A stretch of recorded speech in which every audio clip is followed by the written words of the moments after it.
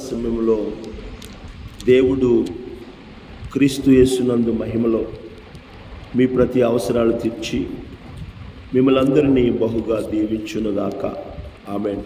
విశేషమైన తన కృపచేత దేవుడు నింపి నడిపించునుగాక. ఆమేన్. దేవుడైన యెహోవా మీకును మీ కుటుంబాలకు తోడై ఉండి మీ కార్యములన్నిటినీ సఫలపరచునుగాక. కృపయు కనికరమును సమాధానమును మీ వ్యక్తిగత జీవితాలకు కుటుంబ జీవితాలకు విస్తరింపచేయునుగాక. ఆమేన్. దేవుని బిడ్డలారా, ఈ ఉదయకాల సమయంలో చదవబడిన లేఖన భాగం నుంచి కొద్ది మాటలను మనం ధ్యానం చేసుకుందాం.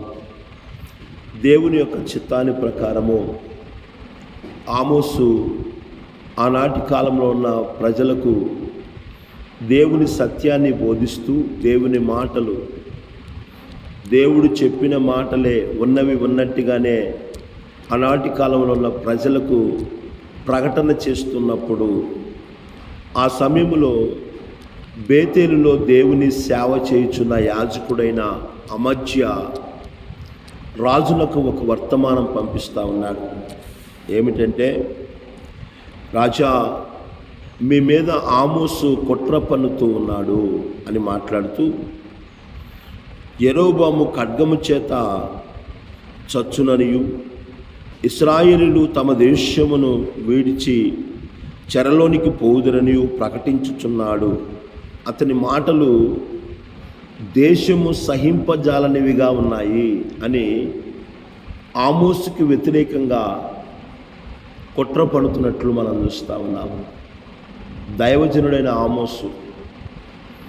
ఆమోసు దేవుని పరిచర్య కొరకు తన పనిని విడిచిపెట్టి, తనకున్న వ్యాపారమును విడిచిపెట్టి,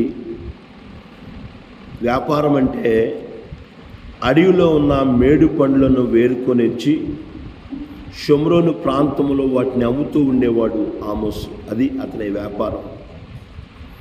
దేవుని బిడ్డలారా, ఇలాగా దేవుని చిత్తానికి లోబడి దేవుని పని చేయుచున్న మరి దేవుని సేవకుడైన దేవుని ప్రవక్తి అయిన ఆమోసునకు అమజ్య అనే ఆయన వ్యతిరేకంగా విరోధముగా నిలబడుతున్నట్లు మనం చూస్తూ ఉన్నాం. దేవుని ప్రజలారా, వ్యతిరేకత అంటే ఎదిరించటము, అడ్డుకోవటము, ఒప్పుకోకపోవటము. ఎవరైనా చేసే పని ఆలోచన లేదా నిర్ణయానికి వ్యతిరేకంగా నిలబడటము లేదా అడ్డుపడటము వ్యతిరేకత అంటారు. ఎవరైనా ఏదైనా పని చేస్తున్నారనుకోండి, ఏదైనా ఆలోచన చెప్తున్నారనుకోండి, లేదా ఏదైనా నిర్ణయం తీసుకుంటున్నారనుకోండి, దానికి వ్యతిరేకంగా నిలబడటమే లేదా అడ్డుకోవటమే వ్యతిరేకత అంటారు. ఒకరి పనికి లేదా మాటకు లేదు అని ఎదురు నిలబడటమే వ్యతిరేకత. దేవుని ప్రజలారా, సేవా పరిచర్యలో, దేవుని పనిలో వ్యతిరేకంగా నిలబడేవాళ్ళు, అడ్డుపడేవాళ్ళు, ఎదిరించేవాళ్ళు, ఒప్పుకోకపోయేవాళ్ళు నేటి కాలంలో చాలామంది ఉన్నారండి. ఆనాటి కాలంలో కూడా ఆమోసు చేస్తున్న పనికి వ్యతిరేకంగా అమజ్య అనే దైవజనుడు నిలబడతా ఉన్నాడు, యాజకుడు నిలబడతా ఉన్నాడు. ఉదయకాల సమయంలో వాక్యం ఇచ్చిన నా ప్రియమైన దేవుని బిడ్డలారా, దేవుని పని జరుగుతున్నప్పుడు, దేవుని కార్యాలు జరుగుతున్నప్పుడు ఎదిరిస్తున్నావేమో, అడ్డుపడుతున్నావేమో, ఒప్పుకోకుండా ఆటంకపరుస్తున్నావేమో, జాగ్రత్త. దేవుని పని చాలా గొప్పదనే విషయాన్ని గుర్తుంచుకోవాలి. దేవుని కార్యాలకు ఎదిరించటం, దేవుని కార్యాలకు అడ్డుపడటము వ్యతిరేకత అంటే. బైబిల్ గ్రంథంలో నుంచి ఈరోజు ఒక విషయాన్ని మనం గమనించినట్లయితే చూడండి, నిర్గమాకాండము 5వ అధ్యాయము 1-2 వచనాలు మనం చదివినట్లయితే, తరువాత మోషే అహరోనులు వచ్చి ఫరోను చూసి, ఇశ్రాయేలుల దేవుడైన యెహోవా అరణ్యములో నాకు ఉత్సవము చేయుటకు నా జనులను పోనిమ్మని ఆజ్ఞాపించుచున్నాడనిది. దేవుని ప్రజలారా గమనించండి, దేవుడు ఐగుప్తు చెరలో ఉన్న ఇశ్రాయేలు ప్రజలను విడిపించి వారిని మరి తనకు ఉత్సవము చేయుట కొరకే ఆ భయంకరమైన ఆ చెరలో నుండి వారిని విడిపించి, ఆ భయంకరమైన శత్రువు యొక్క చేతుల నుంచి వారిని విడిపించి వారిని రప్పించి ఉత్సవము చేయుట కొరకే మరి నా జనులను పోనిమ్మని ఫరోతో మాట్లాడుతూ ఉన్నారు. దేవుడు ఆజ్ఞాపించాడయ్యా, ఫరో తన జనులను నువ్వు బంధించి ఉన్నావు, నీ చేతి కింద పెట్టుకున్నావు, నీవు వాళ్ళని చెరలో ఉంచావు, వారిని భయంకరంగా నువ్వు మరి హింసిస్తున్నావు. ఫరో మరి ఇశ్రాయేలు ప్రజలను భయంకరంగా హింసించాడు, భయంకరంగా వాళ్ళని శ్రమ పెట్టాడు.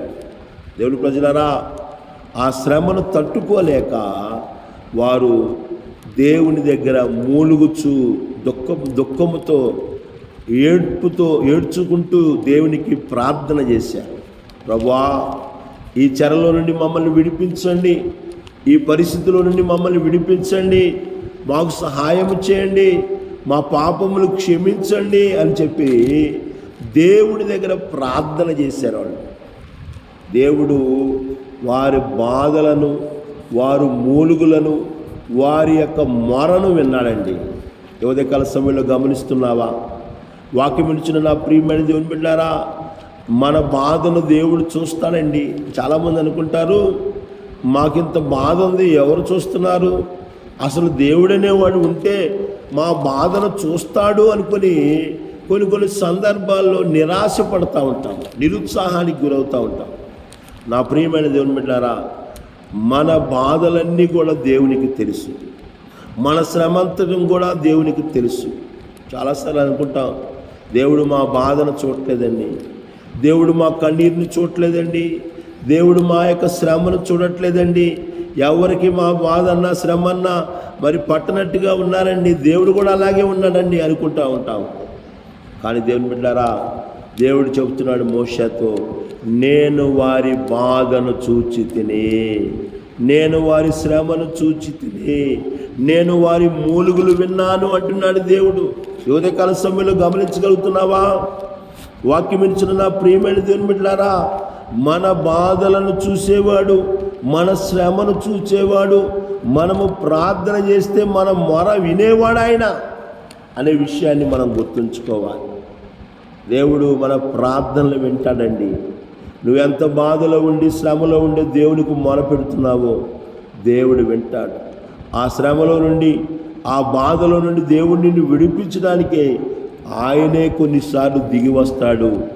ఆయనే ఒకవేళ ఆయన రాని సందర్భంలో ఆయన పక్షాన ఎవరినైనా పంపిస్తాడు. దేవుడు మరి మోషేని పంపిస్తూ ఉన్నాడు, అహరోన్ని పంపిస్తూ ఉన్నాడు. మోషేని అహరోన్ని పిలిచి, ఇదిగో నా ప్రజలను మీరు విడిపించాలి అని ఐగుప్తు దేశానికి దేవుడు మోషేని అహరోన్ని పంపిస్తే వారిద్దరు కలిసి వెళ్ళి ఆ ఫరోతో మాట్లాడుతూ ఉన్నారండి. మనం చదివిన భాగం అదే. తరువాత మోషే అహరోనులు వచ్చి ఫరోను చూచి, ఇశ్రాయేలు దేవుడైన యెహోవా అరణ్యంలో నాకు ఉత్సవము చేయుటకు నా జనులను పోనిమ్మని ఆజ్ఞాపించుచున్నాడండి. దేవుడు ఏం చెప్పమన్నాడు? అది మోషే అహరోనులు ఫరో దగ్గరికి వచ్చి చెప్పారండి. దేవుడు ఆజ్ఞాపిస్తున్నాడు, అయ్యా ఫరో, దేవుని ఆజ్ఞను విను, దేవుని మాటను విను, దేవుడు చెప్పిన పని చెయ్యి అని ఫరోతో చెబితే, ఫరో చెబుతున్న మాటలు చూద్దాండా ఈ ఉదయకాల సమయంలో. 2వ వచనం చూసినట్లయితే, ఫరో, నేను అతని మాట విని ఇశ్రాయేలులను పోనిచ్చుటకు యెహోవా ఎవడు? నేను యెహోవాను ఎరుగను, ఇశ్రాయేలును పోనీనను. ఎంత గర్వముతో, ఎంత అహంకారముతో, ఎంత మూర్ఖత్వముతో దేవుని ప్రజలారా దేవుని మాటను దేవుడు చెప్పిన పనికి అడ్డుపడుతున్నాడండి. అడ్డుపడుతున్నాడు, ఎదిరిస్తున్నాడండి. ఎవడు? యెహోవా ఎవడు? 3 మాట్లాడినాడంటే, యెహోవా ఎవడు? నేను ఆయన్ని ఎరగను, నేను పోనీయను. దేవుని బిడ్డలారా గమనించండి, దేవుడు ఒక పని చేయమని చెబితే, దేవుడు ఒకటి జరిగించాలని ఆలోచన కలిగి ఉంటే, దేవుని ఆలోచనకి ఎదురుపడటము, అడ్డుపడటము, వ్యతిరేకంగా ఉండటము, దేవుని పనికి, దేవుడు చేయమన్న దానికి అడ్డుపడటము, ఎదిరించటము, ఒప్పుకోకపోవటము. అసలు యెహోవా ఎవడయా? ఎంత గర్వంగా మాట్లాడుతూ ఉన్నాడు, ఎంత అజ్ఞానంగా మాట్లాడుతూ ఉన్నాడు. దేవుని ప్రజలారా, ఎంత మూర్ఖంగా మాట్లాడుతూ ఉన్నాడు. నేటి కాలంలో కూడా చాలామంది కొన్ని సందర్భాల్లో అసలు దేవుడెవరు అని మూర్ఖంగా మాట్లాడే వాళ్ళు ఉంటారు. ఈ ఉదయకాల సమయంలో వాక్యం ఇచ్చిన నా ప్రియమైన దేవుని బిడ్డలారా, దేవుడు ఒక పని చేయమని చెబితే ఆ పనికి అడ్డుపడుతున్నావేమో, ఆ పనిని ఎదిరిస్తున్నావేమో, ఆ పనికి ఒప్పుకోకుండా ఉంటున్నావేమో. జాగ్రత్త. దేవుని ప్రజలారా, యెహోవా ఎవడు అని మాట్లాడుతూ ఉన్నాడు. దేవుడైన యెహోవా గురించి ఫరోకు తెలిసినా కానీ గర్వముతో, అహంకారముతో గర్విష్ఠుడిగా మాట్లాడుతున్నావునండి. ఈరోజు ఒకసారి పరిశీలన చేసుకోవాలి. మన మాటలు గర్వంతో నింపబడి ఉన్నాయా?